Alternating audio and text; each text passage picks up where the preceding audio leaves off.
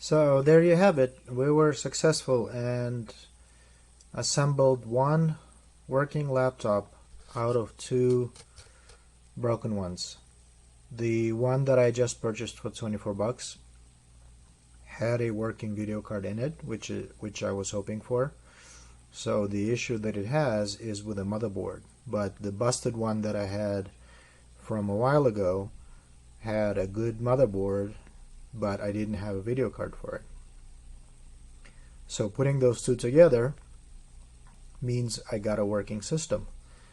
And I got the drive caddy, the hard drive caddy, along with it. The auction listed it as hard drive removed, but it came with a hard drive and the caddy. So I'm pretty happy about that, because if it didn't have a caddy, I probably wouldn't spend 20 bucks to purchase just a piece of, really thin metal that goes in there. It's amazing how much they charge for a drive caddy, but it came with it, and once I get that adapter for the compact flash card, I will give that a try and see if I can have a do-it-yourself SSD of sorts. But the hard drive that came with it has Windows 7 on it. I haven't opened the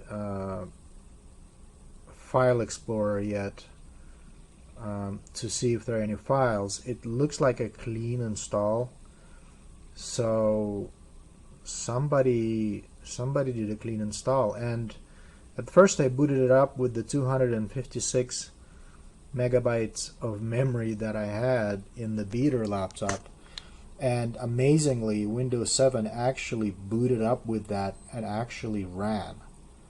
So I don't know, was it swapping a lot to the drive or what or how? It's amazing. But then I shut it down. Well, I actually hibernated it, but the coming out of hibernation didn't work, probably because the amount of RAM changed and Windows said, oh, I can't load 256 megs of RAM saved to the hyberfill.sys file, because now it's got 2 gigs and I don't know what to do. So, but I stole the 2 gigs from the existing good laptop, which Windows 7 is having an issue in it. It gives a blue screen of death. So it's actually good timing to have a beater laptop.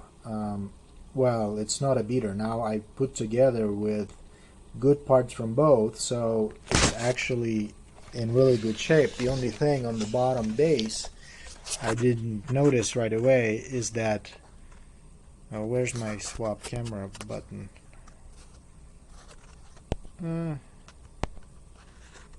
It took it away. What happens if I do this? No, it doesn't give me the swap camera.